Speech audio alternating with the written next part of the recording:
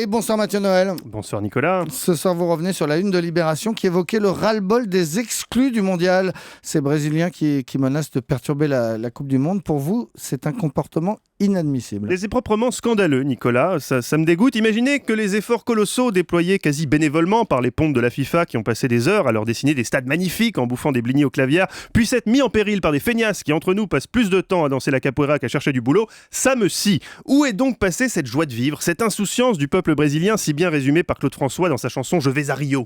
Je suis riche de rêves comme le sont les gens pauvres de là-bas. Je suis riche de rêves comme le sont les gens pauvres de là-bas, écrivait Clo-Clo, fin connaisseur des réalités économiques sud-américaines. Car oui, Nicolas, c'est bien connu au Brésil, les gens sont riches de leurs rêves et ça suffit amplement. C'est pourquoi, avec mes camarades des petits frères des riches, nous sommes bien décidés à ne pas laisser les pauvres gâcher notre Coupe du Monde. Déjà, premier point, oui, c'est notre Coupe du Monde. Vous avez vu le match contre la Jamaïque ? Non. Si, vous l'avez vu, Nicolas. Je vous rappelle que vous êtes l'expert foot d'Europe 1 maintenant. Hein. Je l'ai vu. Non, vous pouvez pas ne pas voir les matchs et aller au Théâtre de la Colline à la place en douce. Non, 8-0, on leur a mis aux fumeurs de weed. On a une génération en or.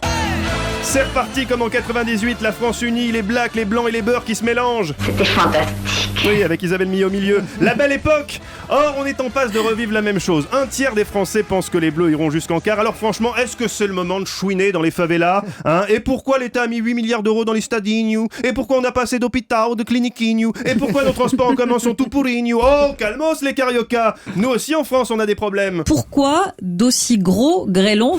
Oui, normalement au Brésil, vous n'avez pas les grêlons. Non, Nicolas, une fois de plus, les pauvres font preuve de mauvaise foi, prétendent que le mondial ne va pas profiter à l'économie locale, alors que depuis l'arrivée des Bleus à Ribeirão Preto, le secteur de la prostitution a déjà bondi de 150%, comme nous le confirme Didier Deschamps. Ouais, il y avait une très belle ambiance, on fait le plein de confiance. Mais oui, on fait le plein de confiance, ça profite à l'économie locale, l'ambiance est belle, alors de grâce, petit pauvre, ne la gâche pas. Dans 2 jours, tu vas voir débarquer dans ta ville de drôles d'individus ventripotents avec de grandes chopes de bière. On appelle ça des supporters occidentaux. Ils ont déboursé 20 ans de ton salaire pour être là, alors respecte-les. Si tu les croises, esquisse à leur attention quelques pas de samba, car dans leur Lonely Planet, c'est écrit que le Brésil est un pays festif. Surtout, arrête de dire que les places sont trop chères. En collant ton oreille contre les stades, tu pourras, avec un peu de chance, entendre les échos lointains des matchs. Et le soir venu, tu pourras même visionner des extraits de ces matchs, car aussi pauvre que tu sois, je suis sûr que dans ton bidonville entre 2 tôles, tu as réussi à voler une vieille télé que tu as bricolée avec tes doigts agiles de brigand tropical. Dans la chance, c'est compliqué. Voilà, tu vois, tu joues les Cosettes, mais tu as une télé. Bref, sois raisonnable, petit pauvre. Nous, à Europe 1, on est prêts. Il y a encore 2 semaines, Nicolas Poincaré croyait que Debuchy était un spray insecticide, mais maintenant c'est officiel. On est la radio du foot. À nous deux, Rio. Nicolas, quelle est votre passion dans la vie ? Le foot.